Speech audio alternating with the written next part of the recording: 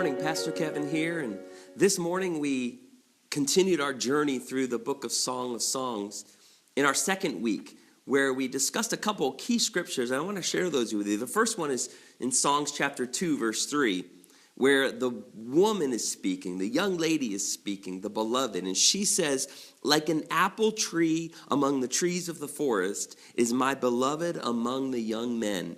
I delight to sit in his shade, and his fruit is sweet to my taste."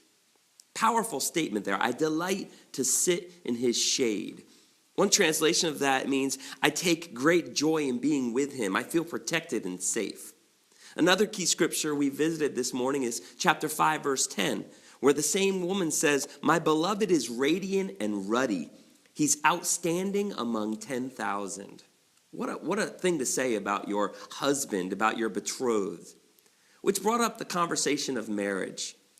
One of the key scriptures that we use when we talk about biblical marriage is Ephesians chapter 5. The problem is that most of the time, women feel like it's just this demand for them to submit, to comply, to obey. And so it rubs women the wrong way, and Scripture's never supposed to do that. The problem is we ignore the fact that the husband is also called to be the headship over the wife. That word headship means servant, sacrifice. We're supposed to do that like Jesus did for the church. Remember, Romans 5:8 said that God demonstrated his love by sending Jesus to die. So this love is a demonstration.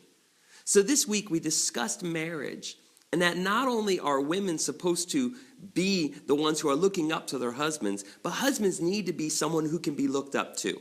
We're not supposed to demand. We're not supposed to insist obedience. We're supposed to lead by serving. So I want to ask you some questions as we discuss this further. Husbands, are you someone your wife can look up to? Are you someone that your wife would describe as outstanding among 10,000?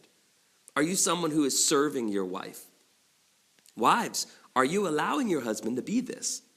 Or are you resisting him so much that he cannot have the freedom to learn how to do this? Or what about the unmarried people? Young man, is this lady you have your eye on, are you thinking of her well-being above your own? Are you modeling what it looks like to be a godly husband today with the way you treat and interact with her? Young lady, is this guy showing you that he can do that? Is he acting like someone that you can say is 1 out of 10,000? So we're going to continue this discussion in the following weeks.